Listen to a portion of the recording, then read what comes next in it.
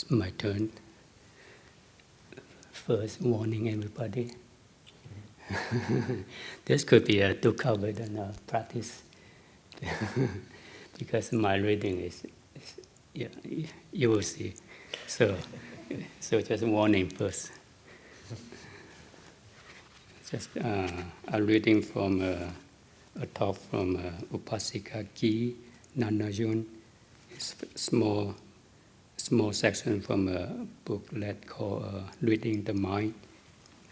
And the title is A Globe of Tar. It's more like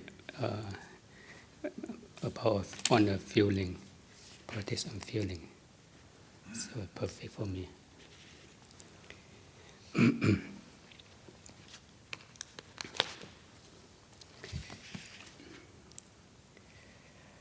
An important but subtle point is that even though we practice, we continue to fall for pressure feelings, because feelings are illusory on many levels. We don't realize that they are changeable and unreliable. Instead of offering pressure, they offer us nothing but stress, yet still we are addicted to them. This business of feeling is thus a very subtle matter. Please try to contemplate it carefully.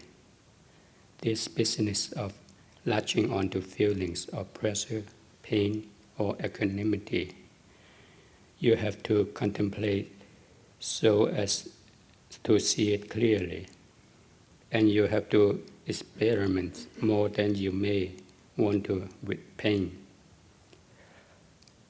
When there are feelings of physical pain or mental distress, the mind will struggle because it doesn't like pain. But when pain turns to pressure, the mind likes it and is content with it. So it keeps on playing with feeling, even though, as we are already said, feeling is inconstant, stressful, and not really ours. But the mind doesn't see this. All it sees are feelings of pressure, and it wants them. Try looking into how feeling gives rise to craving. It's because we want present feeling that craving whispers right there at the feeling. If you observe carefully, you will see that this is very important, for this is where the past aversion leading to Nibana are attained. Right here at feeling and craving. If we can extinguish the craving in feeling, that's Nibana. In Sulasapanha, the Buddha said that defilement is like a wide and deep flood, but he then went on to summarize that the practice to cross it simply as abandoning craving in every action. Now, right here at feeling is where we can practice to abandon craving. For the way we relish the flavor of feeling has many ramifications. This is where many of us get deceived. Since we don't see feeling as inconstant, we want it to be constant. We want present feelings to be constant. As for pain, we don't want it to be constant, but no matter how much we try to push it away, we still latch onto it. This is why we have to focus on feeling, so that we can abandon craving right there in the feeling. If we don't focus here, the other path you may follow will simply proliferate. Bring the practice close to home.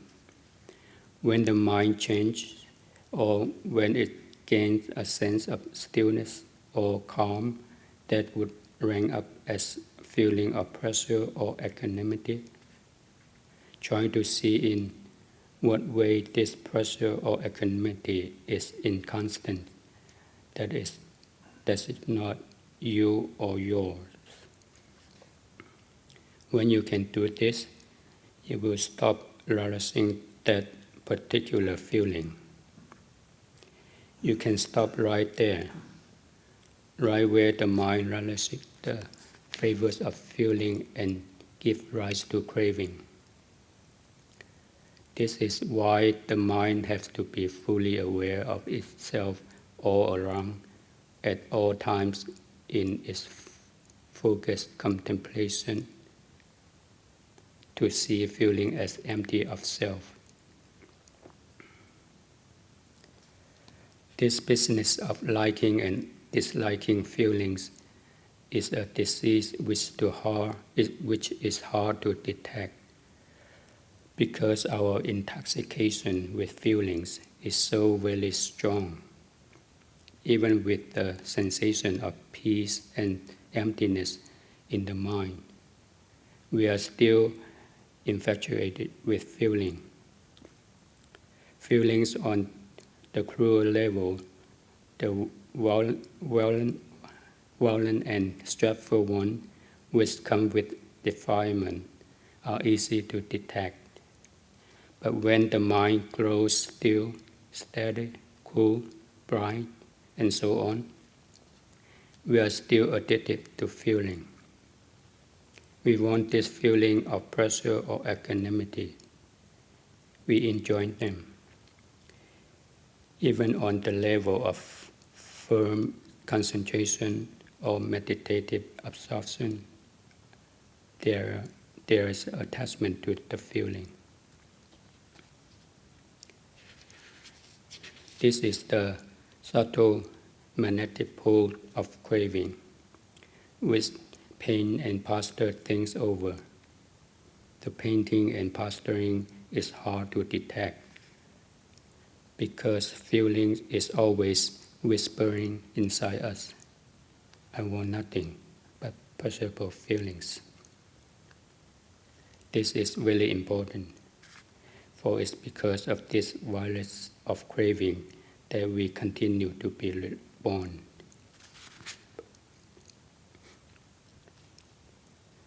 So it's boring to see how craving paints and pastor things, how it causes desire to form, the desires to gain this or take that, and what sort of flavor it have that make you so addictive to it.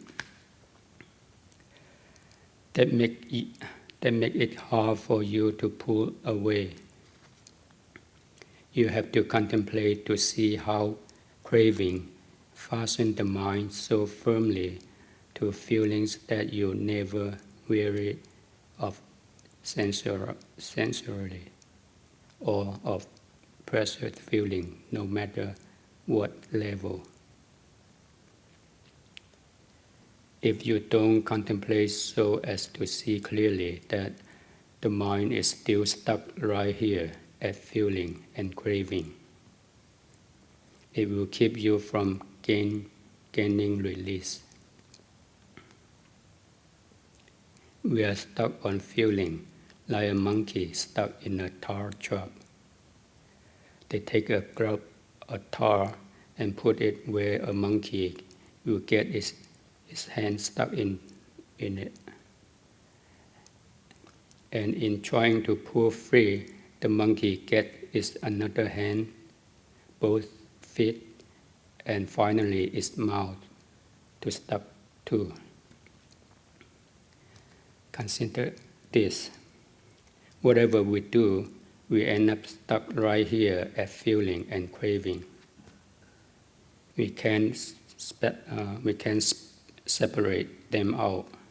We can wash them off. If we don't grow weary of craving, we are like the monkey stuck in the grub of tar, getting ourselves more and more trapped all the time. So if we are intent on freeing ourselves in the footsteps of the Arahants, we have to focus specifically on feeling until we can succeed at freeing ourselves from it. Even with painful feelings, we have to practice, for if we are afraid of pain and always try to change it to pleasure, we will end up even more ignorant than before. This is why we have to be brave in experimenting with pain, both physical pain and mental distress. When it arises in full measure, like a house afire, can we let go of it? We have to know both sides of feeling. When it's hot and burning, how can we deal with it? When it's cool and refreshing, how can we see through it? We have to make an effort to focus on both sides, contemplating until we know how to let go. Otherwise, we don't know anything, for all we want is the cool side. The cooler, the better. And when this is the case, how can we expect to gain release from the cycle of rebirth? Nibana is the extinguish of craving, and yet we like to stay with craving. So how can we expect to get anywhere at all? We will stay right here in the world, right here with stress and suffering, for craving is a sticky sap. If there is no craving, there is nothing, no stress, no rebirth. But we have to watch out for it. It's a sticky sap, a grub of tar, a dye that's hard to wash out. So don't let yourself get carried away with feeling. The crucial part of the practice lies right here. That's the end of the talk.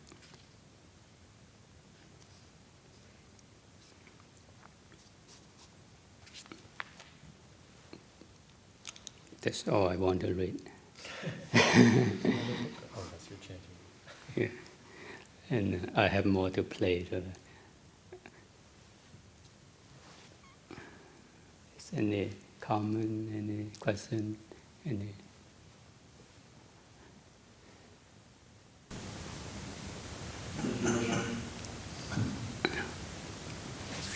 Yes, just biographically speaking, Upasika Kee she just has a very special place in Thailand. It was how she came to be.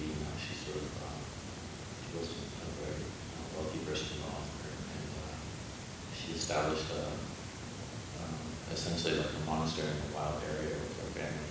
Not a monastery, but a meditation place where she and her family just tried to meditate. So it's just a very special human being, and just persevering on very little. I think they were picking food from around the forest and subsisting on very little and just meditating all the time. I don't know if you Yeah, no, she's I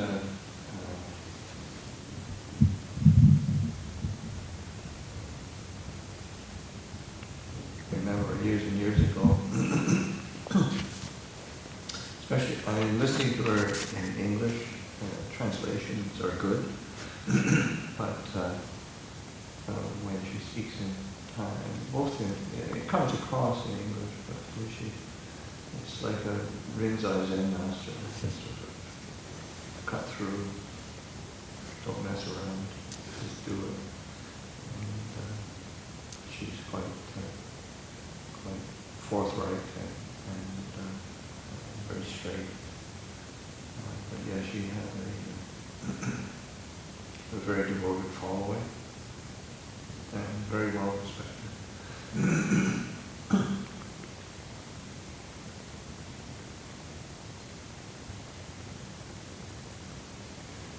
Ajahn, I've been reading recently some Ajahn Amaro and Ajahn Chah, and both of them talk about not getting swept up with liking and disliking, stay in the middle. But I kind of struggle to understand what that looks like in practice. And it sounds like that's sort of what Upasika Kee is talking about as well. Do you have anything, could you elaborate on a little bit?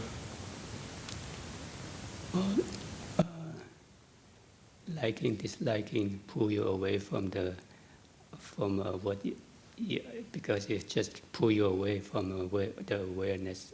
You like a lot, and then you got lost, and dislike also got lost from so your mind got, when you lost, then you're not clear your mind. So the craving is there. They both liking and disliking is have that sense of craving too in it. The craving to become something, you like something, you want more. Dislike, you push away, don't want anymore.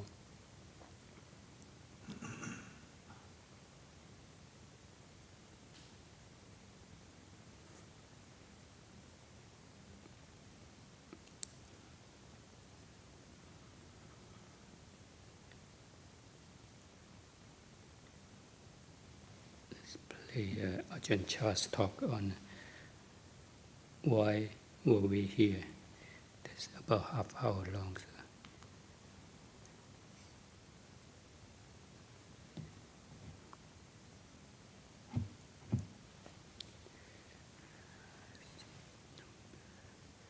So. Reading by Ajahn Amaro.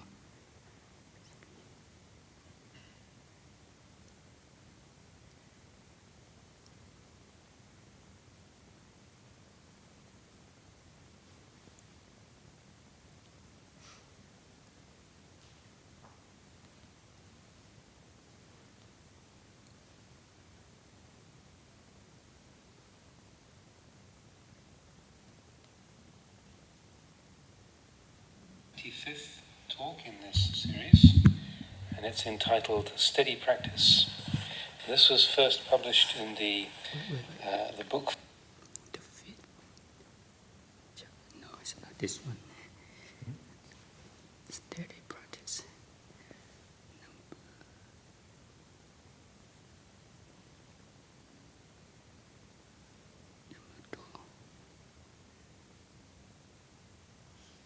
This is the 12th talk in this collection, entitled Why Are We Here?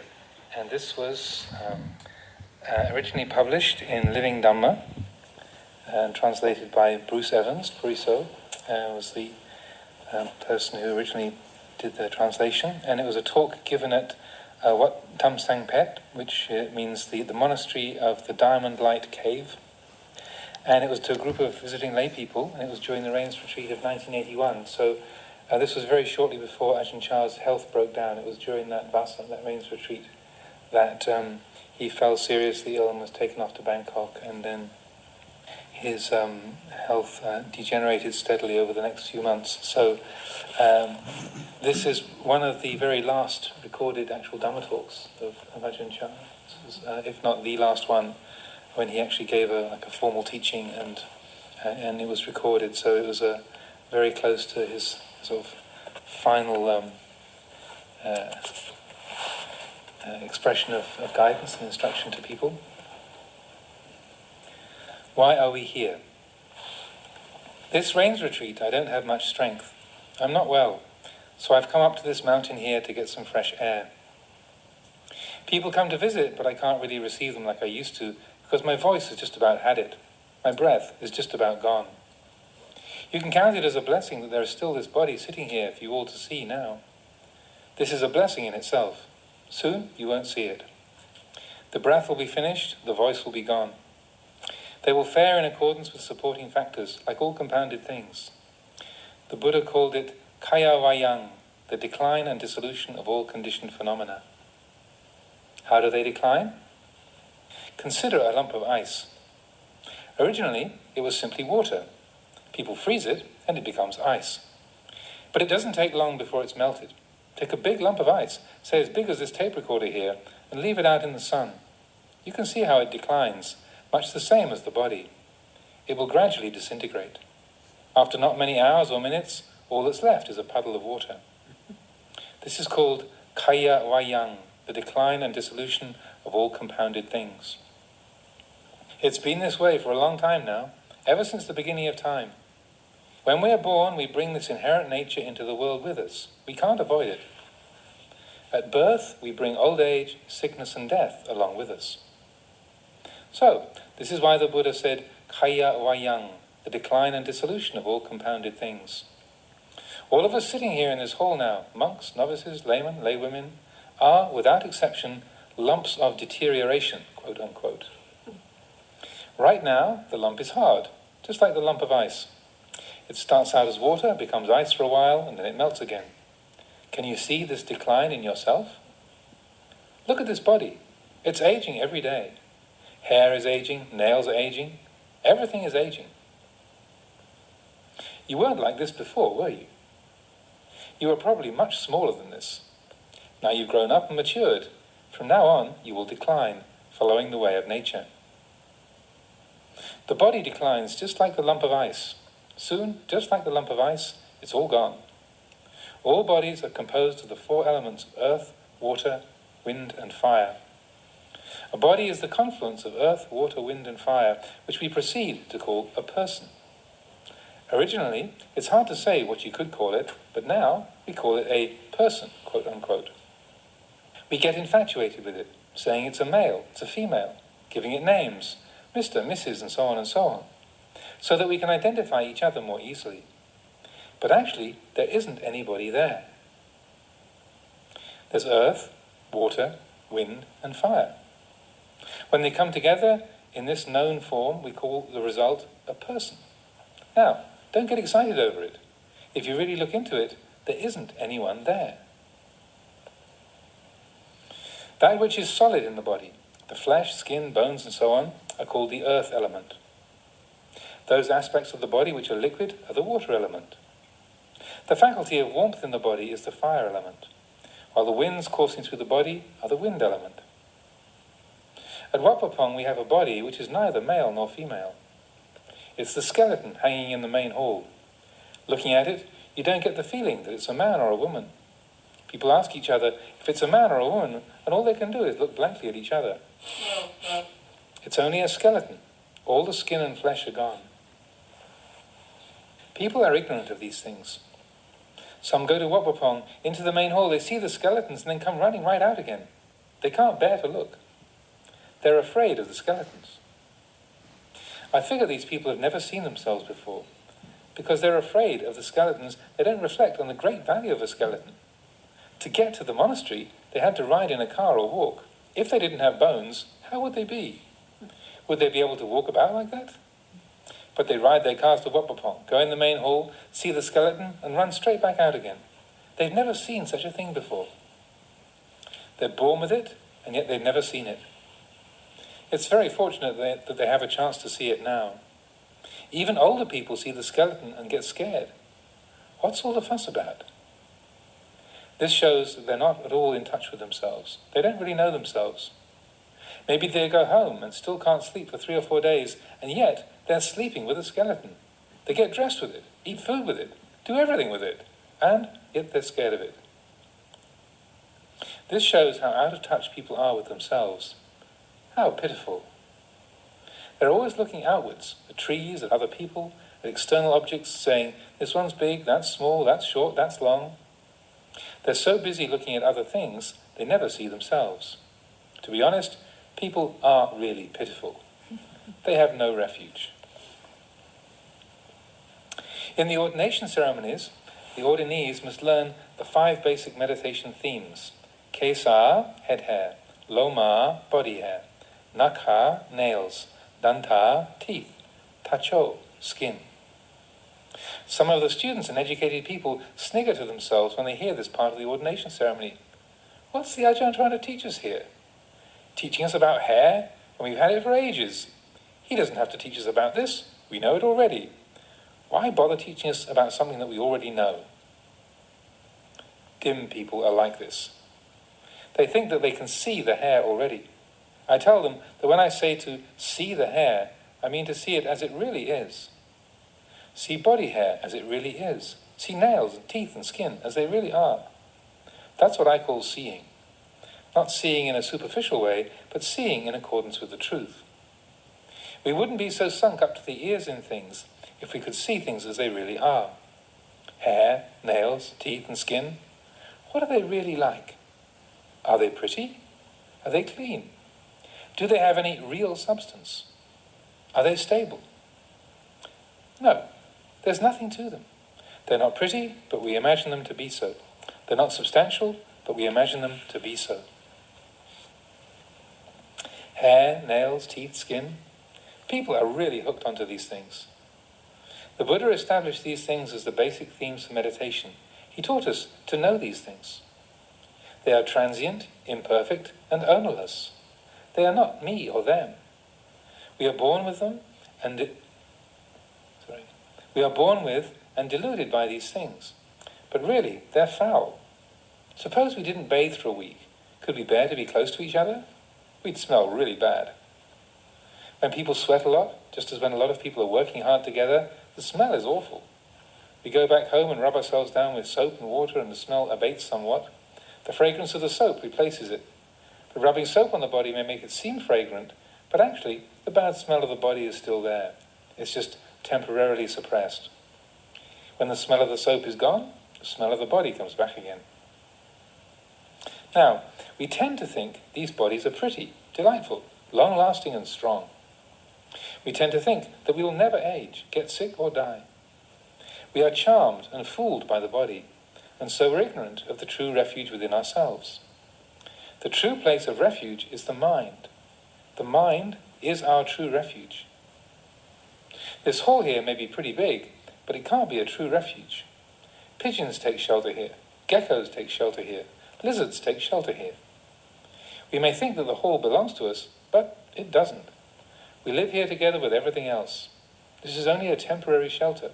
Soon we must leave it. People take these shelters for refuge. So the Buddha said to find your refuge. That means to find your real heart. This heart is very important. People don't usually look at important things. They spend most of their time looking at unimportant things. For example, when they do the house cleaning, they may be bent on cleaning up the house, washing the dishes and so on, but they fail to notice their own hearts. Their heart may be rotten. They may be feeling angry, washing the dishes with a sour expression on their face. They fail to see that their own hearts are not very clean. This is what I call taking a temporary shelter for a refuge. They beautify the house and home, but they don't think of beautifying their own hearts. They don't examine suffering. The heart is the important thing. The Buddha taught to find a refuge within your own heart. Attahi atano nato. Make yourself a refuge unto yourself. Who else can be your refuge? The true refuge is the heart, nothing else. You may try to depend on other things, but they aren't a sure thing. You can only really depend on other things if you already have a refuge within yourself. You must have your own refuge first before you can depend on anything else, be it a teacher, family, friends or relatives. So, all of you, both lay people and homeless ones who have come to visit today, please consider this teaching. Ask yourselves, who am I? Why am I here? Ask yourselves, why was I born? Some people don't know. They want to be happy, but the suffering never stops. Rich or poor, young or old, they suffer just the same. It's all suffering. And why? Because they have no wisdom. The poor are unhappy because they don't have enough, and the rich are unhappy because they have too much to look after. In the past, as a young novice, I gave a Dhamma discourse. I talked about the happiness of wealth and possessions, having servants and so on. 100 male servants, 100 female servants, 100 elephants, 100 cows, 100 buffaloes, 100 of everything. The lay people really lapped it up. But can you imagine looking after 100 buffaloes? Or 100 cows? 100 male and female servants? Can you imagine having to look after all of that? Would that be fun? People don't consider this side of things. They have the desire to possess, to have the cows, the buffaloes, the servants, to have hundreds of them. But I say 50 buffaloes would be too much. Just twining the ropes for all those brutes would be too much already. But people don't consider this. They only think of the pleasure of acquiring. They don't consider the trouble involved. If we don't have wisdom, everything around us will be a source of suffering. If we're wise, these things, eyes, ears, nose, tongue, body and mind, will lead us out of suffering. Eyes aren't necessarily good things. If you're in a bad mood, just seeing other people can make you angry and make you lose sleep. Or you can fall in love with others. Love is suffering too, if you don't get what you want. Love and hate are both suffering because of desire. Wanting is suffering. Wanting not to have is suffering. Wanting to acquire things, even if you get them, it's still suffering because you're afraid you'll lose them. There's only suffering. How are you going to live with that? You may have a large, luxurious house, but if your heart isn't good, it never really works out as you expected. Therefore, you should all take a look at yourselves. Why were we born? Do we ever really attain anything in this life? In the countryside here, people start planting rice right from childhood. When they reach 17 or 18, they rush off and get married, afraid they won't have enough time to make their fortunes. They start working from an early age, thinking they'll get rich that way. They plant rice until they're 70 or 80, or even 90 years old. I ask them, from the day you were born, you've been working. Now it's almost time to go. What are you going to take with you? They don't know what to say. All they can say is, beats me. We have a saying in these parts, don't tarry picking berries along the way. Before you know it, night falls. It's just because of this beats me.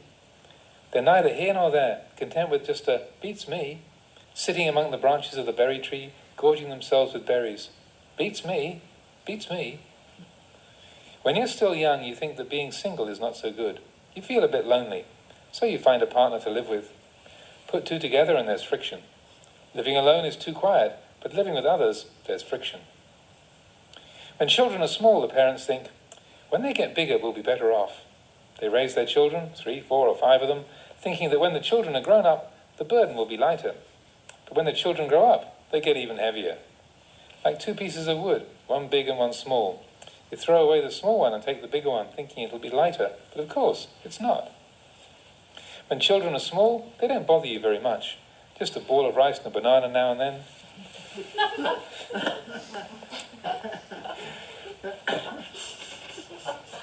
When they grow up, they want a motorcycle or a car. Well, you love your children, so you can't refuse. So you try to give them what they want. Sometimes the parents get into arguments over it. Don't go and buy them a car, we haven't got enough money. But when you love your children, you've got to borrow the money from somewhere. Maybe the parents even have to go without to get the things their children want. Then there's education. When they finish their studies, we'll be all right. There's no end to the studying. What are they going to finish? Only in the science of Buddhism is there a point of completion. All the other sciences just go round in circles. In the end, it's a real headache. If there's a house with 4 or 5 children in it, the parents argue every day. The suffering that is waiting in the future, we fail to see. We think it'll never happen. When it happens, then we know. That kind of suffering, the suffering inherent in our bodies, is hard to foresee. When I was a child, minding the buffaloes, I'd take charcoal and rub it on my teeth to make them white. I'd go back home and look in the mirror and see them so nice and white. I was getting fooled by my own bones. That's all. When I reached 50 or 60, my teeth started to get loose. When the teeth start falling out, it hurts so much. When you eat, it feels as if you've been kicked in the mouth. It really hurts. I've been through this one already. So I just got the dentist to take them all out. Now I've got false teeth. My real teeth were giving me so much trouble, I just had them taken all out. 16 in one go. The dentist was reluctant to take out 16 teeth at once, but I just said to him, Just take them out. I'll take the consequences. So he took them all out at once. Some were still good too. At least 5 of them. He took them all out, but it really was touch and go. After having them out, I couldn't eat any food for 2 or 3 days. Before, as a young child minding the buffaloes, I used to think that polishing the teeth was a great thing to do. I loved my teeth. I thought they were good things, but in the end, they had to go. The pain almost killed me. I suffered from toothache for months, years. Sometimes both my gums were swollen at once. Some of you may get a chance to experience this for yourself someday. If your teeth are still good and you're brushing them every day to keep them nice and white, watch out. They may start playing tricks with you later on. I'm just letting you know about these things, the suffering that arises from within, that arises within our own bodies. There's nothing within the body you can depend on. It's not too bad when you're still young, but as you get older, things begin to break down. Everything begins to fall apart. Conditions go their natural way. Whether we cry or laugh over them, they just go on their own way. It makes no difference how we live or die. It makes no difference to them. And there's no knowledge or science which can prevent this natural course of things. You may get a dentist to look at your teeth, but even if he can fix them, they still eventually go their natural way. Eventually, even the dentist has the same trouble. Everything falls apart in the end. These are things which we should contemplate while we still have some vigor. We should practice while we're young. If you want to make merit, then hurry up and do so. Don't just leave it up to the oldies. Most people just wait until they get old before they'll go to a monastery and try to practice dhamma. Women and men say the same thing. Wait till I get old first. I don't know why they say that. Does an old person have much vigor? Let them try racing with a young person and see what the difference is. Why do they leave it till they get old? Just like they're never going to die. When they get to 50 or 60 years old or more, hey, Grandma, let's go to the monastery. You go ahead. My ears aren't so good anymore. See what I mean? When her ears were good, what was she listening to? Beats me. She was just dallying with the berries. Finally, when her ears are gone, she goes to the temple. It's hopeless. She listens to the sermon, but she hasn't got a clue what they're saying. People wait till they're all used up before they think of practicing the Dhamma. Now, today's talk may be useful for those of you who can understand it. These are things which you should begin to observe. They are our inheritance. They will gradually get heavier and heavier, a burden for each of us to bear. In the past, my legs were strong. I could run. Now, just walking around, they feel heavy. Before, my legs carried me. Now, I have to carry them. When I was a child, I'd see old people getting up from their seat. Getting up, they groan. There's always this, but they don't know what it is that makes them groan like that. Even when it gets to this extent, people don't see the bane of the body. You never know when you're going to be parted from it. What's causing all the pain is simply conditions going about their natural way. People call it arthritis or rheumatism, gout and so on. The doctor prescribes medicines, but it never completely heals. In the end, it falls apart. Even the doctor. This is conditions faring along their natural course. This is their way, their nature. Now, take a look at this. If you see it in advance, you'll be better off. Like seeing a poisonous snake on the path ahead of you. If you see it there, you can get out of its way and not get bitten. If you don't see it, you may keep on walking and step on it, and then it bites. If suffering arises, people don't know what to do, where to go to treat it. They want to avoid suffering, they want to be free of it, but they don't know how to treat it when it arises. And they live on like this until they get old and sick and die. In olden times, it was said that if someone was mortally ill, one of the next of kin should whisper, Butthole, Butthole, in their ear. What are they going to do with Butthole? What good is Butthole going to be for them when they're almost on the funeral pyre? Why didn't they learn Butthole when they were young and healthy? Now, with the breaths coming fitfully, you go up and say, Mother, Butthole, Butthole. Why waste your time? You'll only confuse her. Let her go peacefully. People don't know how to solve problems within their own hearts. They don't have a refuge. They get angry easily and have lots of desires. Why is this? Because they have no refuge. When people are newly married, they can get on all right. but after age 50 or so, they can't understand each other. Whatever the wife says, the husband finds intolerable. Whatever the husband says, the wife won't listen. They turn their backs on each other. Now, I'm just talking, because I've never had a family.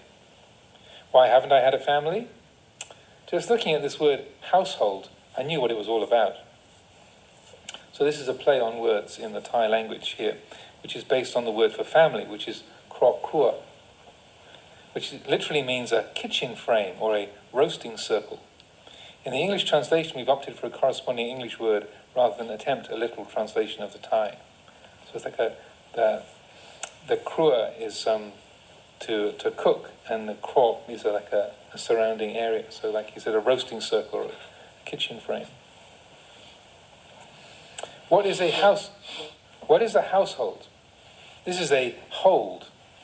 If somebody were to get some rope and tie us up while we were sitting here, what would that be like? That's called being held. Whatever that's like, being held is like that. There is a circle of confinement.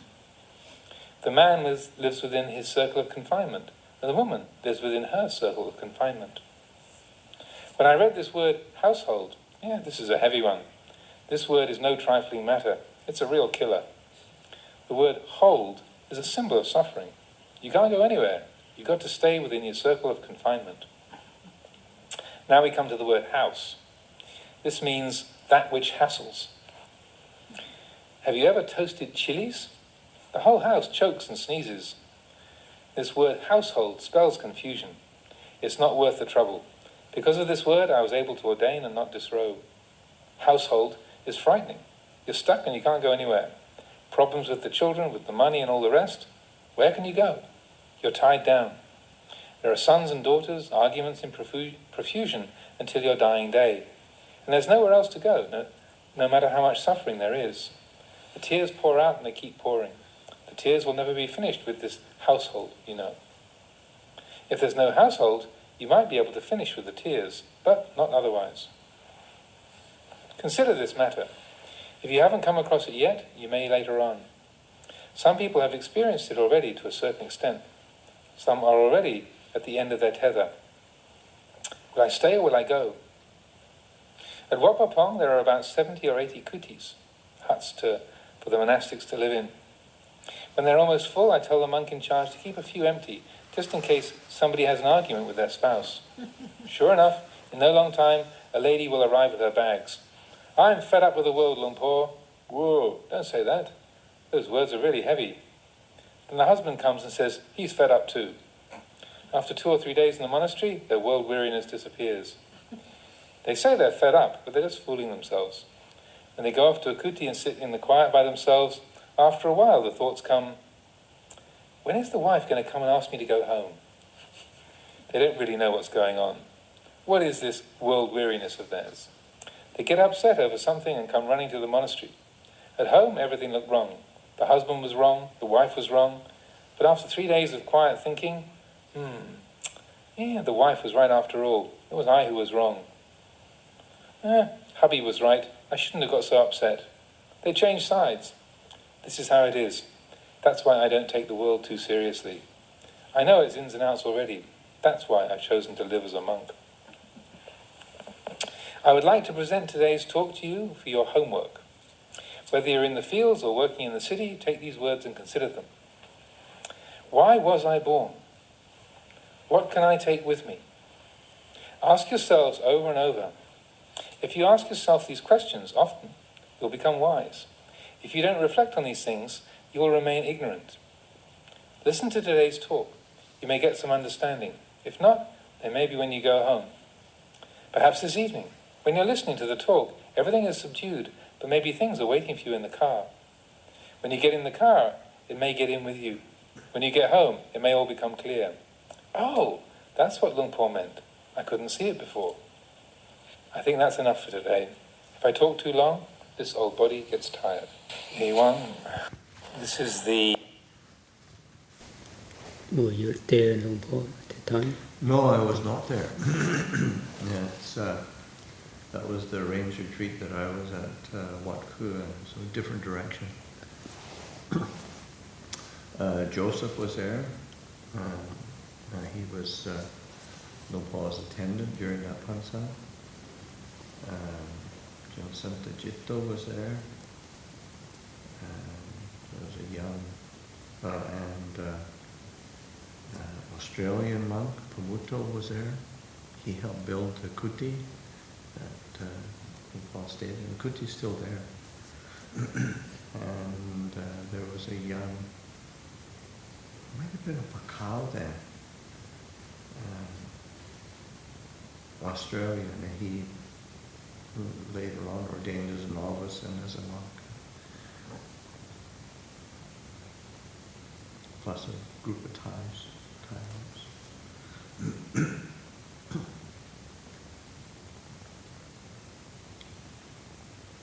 Enough for today. Reflecting on. Very good.